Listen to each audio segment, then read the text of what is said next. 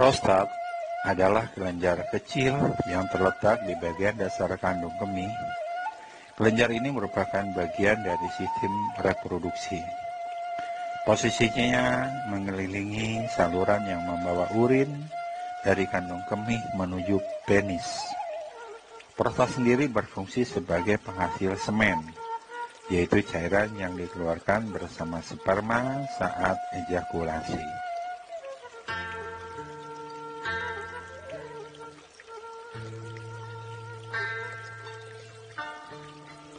Penyebab belum diketahui secara pasti, namun faktor penyebab seperti pertambahan usia, obesitas, paparan bahan kimia, merokok, minuman alkohol, dan pola makan juga mempengaruhi timbulnya prostat.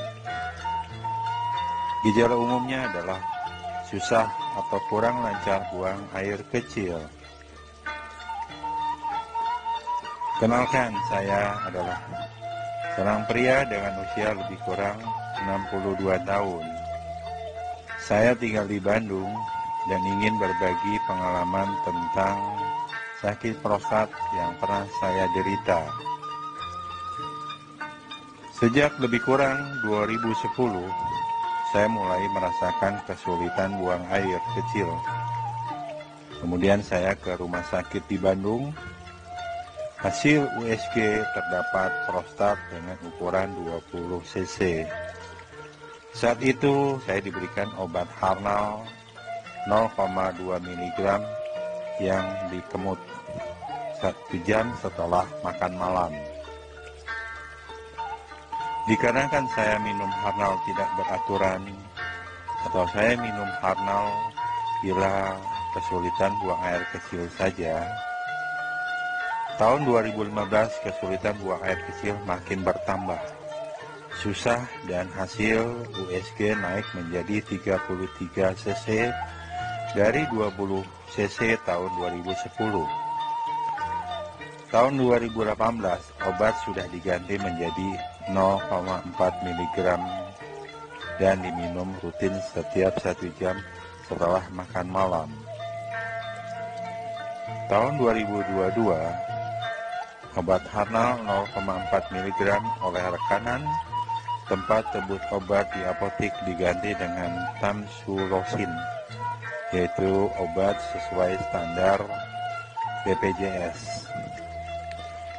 Prostat saya kian memburuk, yaitu seperti terasa ingin sering buang air kecil dan sangat sulit keluar, terutama pada malam hari. Urin yang keluar sangat lemah, kesulitan buang air kecil, bahkan kadang mampet cukup lama, tersendat-sendat, rasa tidak tuntas, rasa panas, dan terasa nyeri pada saat buang air kecil. Dari advice dokter pun, saya sudah diminta untuk melakukan tindakan operasi bedah prostat. Akhirnya, saya mencoba mencari tahu operasi mana yang risiko, yang rendah, dan aman. Hasil search di internet, saya menemukan banyak tindakan operasi prostat. Antara lain, yang pertama adalah operasi prostat terbuka atau simple prostatectomy. Tapi infonya saat ini sudah jarang dilakukan karena operasi terbuka pada prostat mengingat risiko operasi dan komplikasi operasi yang sangat tinggi. Yang kedua, prostatic ureteral lift atau urolift merupakan teknik minimal invasif. Pada teknik ini, prostat yang membesar dan menghalangi jalan buang air kecil tidak direseksi, melainkan di-staples ke samping sehingga jalannya urin melewati ureta terbuka lancar.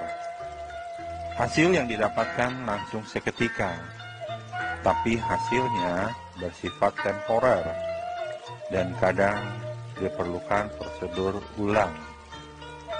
Prosedur ini tidak bisa dilakukan pada kasus-kasus prostat yang sangat besar. Misalnya pada kasus pembesaran prostat sampai dengan ukuran 50 gram. Yang ketiga, transurethral resection of prostate atau kita kenal dengan TURP. Teknik pengerokan prostat dari dalam tubuh menggunakan alat yang dilengkapi dengan kamera yang masuk melalui lubang urin tanpa menggunakan sayatan. Seiring berjalannya waktu dan perkembangan teknologi kedokteran, teknik ini terus disempurnakan, mulai dari penyempurnaan kualitas optik kamera untuk menghasilkan gambar yang lebih tajam dan jernih, bahkan dengan kualitas high definition. Perubahan menggunakan sumber energi untuk memotong jaringan prostat, mulai dari awalnya menggunakan energi monopolar konvensional, hingga yang terbaru menggunakan sumber energi bipolar atau plasma yang menggunakan cairan fisiologis sehingga lebih efisien dan aman dengan berisiko pendarahan yang lebih kecil serta efek samping yang lebih ringan. Yang keempat, laser prostat. Laser prostat dikembangkan sebagai alternatif dari TURP. Terdapat beberapa jenis laser yang digunakan untuk reseksi prostat. Meskipun menggunakan teknologi yang advance, laser prostat tetap tidak memberikan hasil lebih baik dari TURP. Itulah sebabnya TURP tetap menjadi gold standar dalam penanganan prostat secara operasi. Indikasi dilakukan prostat melalui pasien-pasien yang menggunakan terapi antikoagulan atau pengencer darah yang tidak bisa dihentikan sebelum prosedur, dan pasien-pasien dengan risiko tinggi menjalani TURP. Yang kelima, transurethral enucleation and resection of the prostate atau dikenal dengan TURP. Operasi menggunakan alat berupa teropong yang terhubung pada layar monitor sehingga pasien pun dapat melihat dan memantau tindakan yang dilakukan oleh dokter. Teropong akan dimasukkan melalui saluran kemih atau saat pasien dalam pembiusan dan mengeluarkan jaringan prostat yang menyebabkan penyumbatan dengan minimal invasif atau tanpa bekas sayatan atau luka, yakni dengan teknik terbaru yaitu teknik yang dapat memisahkan batas alami antara prostat dan kapsulnya, sehingga kelenjar prostat dapat diangkat secara keseluruhan.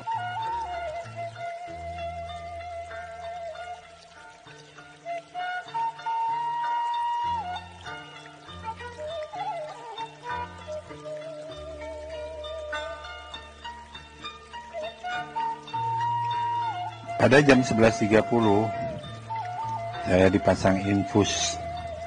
Kemudian jam 13.50 disuntik tes alergi di lengan untuk mengetahui apakah pasien alergi terhadap obat-obatan. Bila tidak terasa gatal, operasi maka akan dilanjutkan.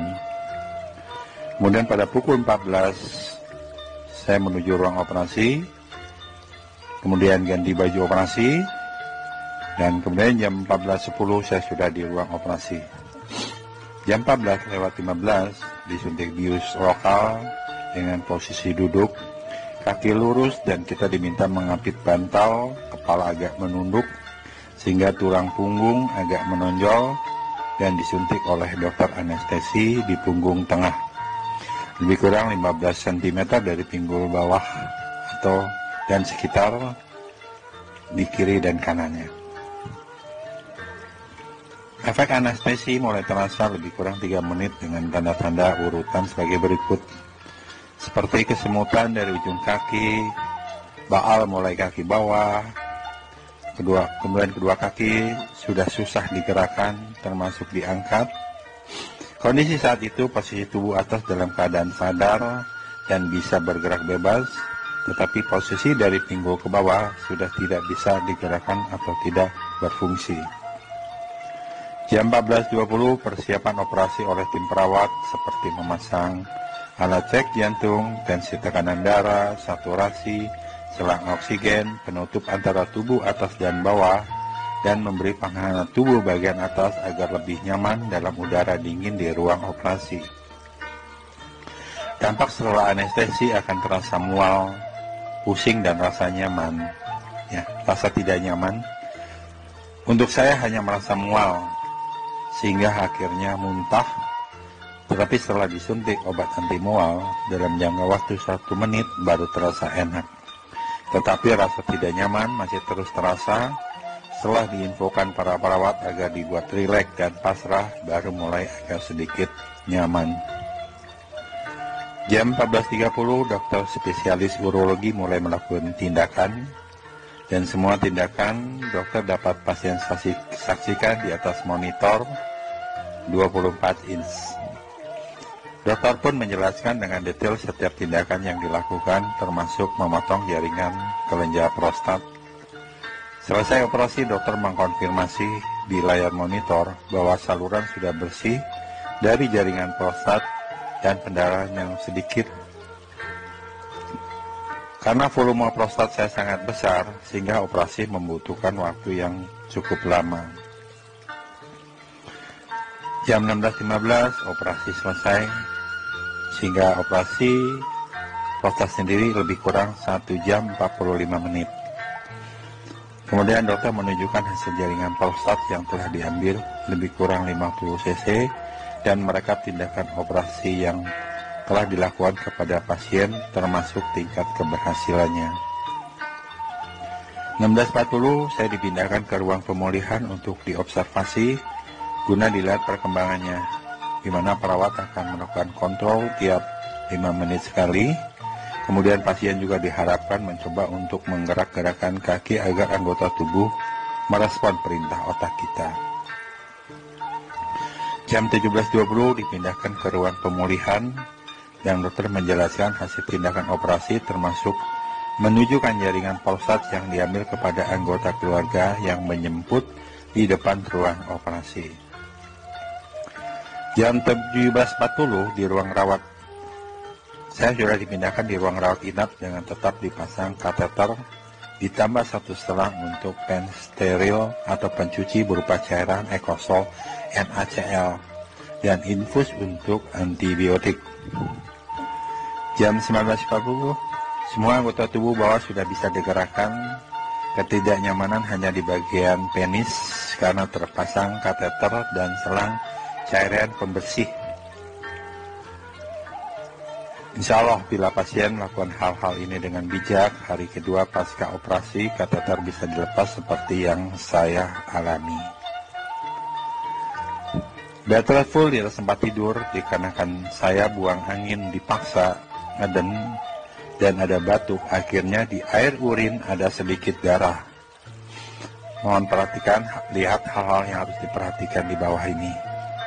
Kontrol dokter sore hari, status sudah berangsur pulih, dan selang berupa cairan ekosol NaCl dilepas, sehingga hanya selang untuk kateter yang masih terpasang. Saya diminta untuk tetap minum air putih yang banyak terus sampai urin bersih, sudah tidak bercampur darah lagi. Pagi hari dilakukan pengecekan, dikarenakan kontrol oleh perawat sejak kunjungan dokter hari kemarin, urin sudah jernih atau tidak ada darah. Oleh dokter kateter dilepas dan diminta untuk tetap minum air putih yang banyak terus-menerus dan dilarang mengejan maupun batuk. Saat buang air terlihat ada sedikit darah, dokter tetap menyarankan tetap banyak minum air putih. Gejala yang dirasa setelah kateter dibuka, saya minum air mineral 2 kali 600 ml sekaligus saat itu. Pertama, sensasi rasa panas saat berkemih. Kedua, buang air deras tetapi tidak tuntas karena dilarang untuk mengejan. Yang ketiga, masih ada darah sedikit yang keluar.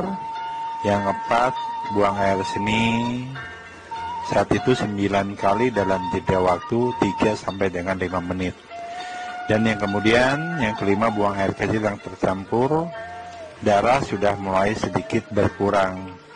Dan akhirnya dokter mengizinkan untuk bisa pulang. Hal-hal yang harus diperhatikan pasca operasi, yang pertama adalah tetap diam di atas tempat tidur, jangan terlalu banyak bergerak, ngeden atau misalnya ngeden ingin buang angin, sebaiknya buang angin secara natural, jangan ada tekanan. Hal ini untuk menghilangkan pendarahan karena kemungkinan ada luka akibat pengirikan di saluran urin. Yang kedua, usahakan tidak batuk dengan tekanan kuat ataupun mengeden untuk buang angin atau buang air besar karena akan terjadi pendarahan. Banyak minum air putih, ingat hanya air putih selama kateter dipasang. Ini digunakan untuk menguras dan membasahi luka-luka akibat pengirikan jaringan prostat. Yang keempat, makan makanan secukupnya. Sebaiknya bila terasa lapar, jangan pedas. Saran saya adalah sebaiknya puasa untuk makan berat. Yang kelima, setelah kateter dilepas, tetap banyak minum dan usahakan bergerak dan berdiri. Jangan tiduran atau duduk terlalu lama. Yang keenam, untuk mengurangi rasa sensasi atau rasa panas dan sakit, usahakan saat berkemih sambil membasahkan mulai atas pusar dengan air hangat terus-menerus.